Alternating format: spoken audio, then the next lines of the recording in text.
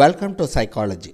அக்ரெஷனில் displaced இடம் மாற்றப்பட்டுள்ள அக்ரெஷன்னா என்னன்னு பார்ப்போம். டிஸ்பிளேஸ்டு அக்ரெஷன்னா இப்போது ஸ்கூலில் ஒரு மாணவனை ஆசிரியர் திட்டாங்க.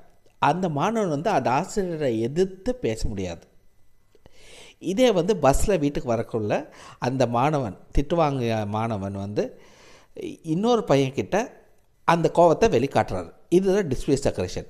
ஒருத்தர் திட்டிய இடத்தில் திரும்ப திட்ட முடியாமல் அதை தேக்கி வைத்து இன்னொருத்தரிடம் அதை வெளிப்படுத்துவது தான் டிஸ்பிளேஸ்ட் அக்ரெஷன். இப்போ ஆஃபீஸில் ஒருத்தரை பாஸ் திட்டாங்க. அவங்க திரும்பி பாஸை திட்ட முடியுமா? முடியாது. அதை மனசுலேயே வச்சுருந்து வீட்டில் இருக்கவங்கக்கிட்ட குடும்பத்தினர்கிட்ட காட்டுறது, இதுதான் டிஸ்பிளேஸ்ட் அக்ரெஷன். டிஸ்பிளேஸ்ட் அக்ரெஷன் ரொம்ப தப்பான விஷயம். ஏன்னா நம்ம யாரிடம் காட்டணுமோ கோவத்தை காட்டாமல் இன்னொருத்தர்கிட்ட காட்டுறோம் சம்மந்தமே இல்லாமல். ஸோ அது தப்பு. Thank you so much.